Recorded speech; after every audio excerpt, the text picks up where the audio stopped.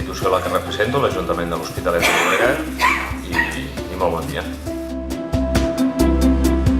El conseller ens va trucar ahir dient que no podia venir perquè tenia que marxar per obligacions a Madrid, no? Però bueno, s'ha substituït el secretari general, jo crec que els criteris deuen ser pràcticament idèntics i per tant no crec que hi hagi molts problemes en aquesta substitució.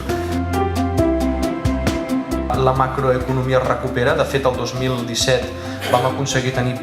Catalunya ja tenia el PIB que tenia abans de la crisi. Quan li preguntàvem a empresaris o quan li preguntàvem a persones, quan us preguntem si tots ens hem recuperat ja i estem igual que abans de la crisi, tothom ens diu que no. Per tant, no quadra. Si la riquesa acumulada que tenim és com la que teníem abans de la crisi i la percepció dels empresaris i dels treballadors és que no tenim el marc que teníem en aquell moment, és que la corretja de transmissió de polítiques públiques i la corretja de transmissió entre el macro i el micro hi ha alguna cosa que falla.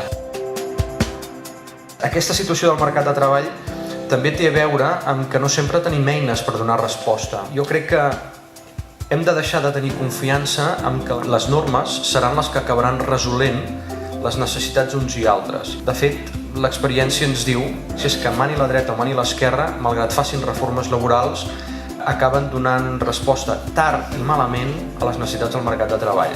L'orientació ens ha de servir perquè les persones tinguin en ment aquest xip, de que transitaran per diferents oficis al llarg de la seva vida, la majoria d'ells, malgrat estudiïn una carrera, hauran d'anar adaptant constantment les seves competències a variacions constants al mercat de treball i que, a més, treballaran en moltes empreses diferents i alguns d'ells, tan ràpidament com han nascut alguns models de negoci, desapareixeran.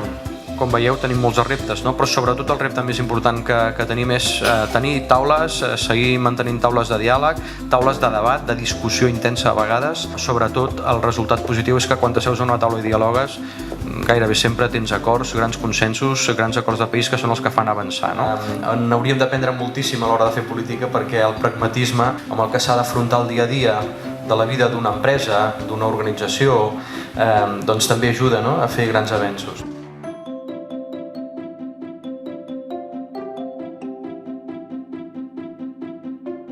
Gràcies per escoltar-me.